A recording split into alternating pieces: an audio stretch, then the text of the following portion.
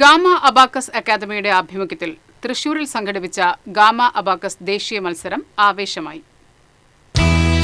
Thrissur VK Menon indoor സ്റ്റേഡിയത്തിൽ നടന്ന മത്സരത്തിൽ 5 മുതൽ 15 വയസ്സ് വരെയുള്ള വിവിധ വിഭാഗങ്ങളിലായി ഇന്ത്യയുടെ വിവിധ സംസ്ഥാനങ്ങളിൽ നിന്നുള്ള 3000-ലധികം വിദ്യാർത്ഥികളാണ് പങ്കെടുത്തത്. കുട്ടികളുടെ ബുദ്ധികൗശലവും ആത്മവിശ്വാസവും പ്രകടിപ്പിക്കുന്നതിന് നിറഞ്ഞുകവിഞ്ഞ മത്സരവേദി സാക്ഷിയായി. പ്രിൻസിപ്പൽമാർ, അധ്യാപകർ, വിദ്യാഭ്യാസ, സാമൂഹിക, ബിസിനസ് മേഖലകളിലെ നിരവധി പ്രമുഖരുടെ സാന്നിധ്യം കൊണ്ടും പരിപാടി ശ്രദ്ധേയമായി. മേയർ ഡോക്ടർ നിജി ജസ്റ്റിൻ മത്സരം ഉദ്ഘാടനം ചെയ്തു. കുട്ടികളുടെ ഭൗതിക വികസനത്തിന് ഗാമ അബാക്കസ് നൽകുന്ന സംഭാവന വലുതാണെന്ന് മേയർ അഭിപ്രായപ്പെട്ടു. Gamma abacus CEO doctor K നകുലനാഥൻ അധ്യക്ഷത വഹിച്ചു.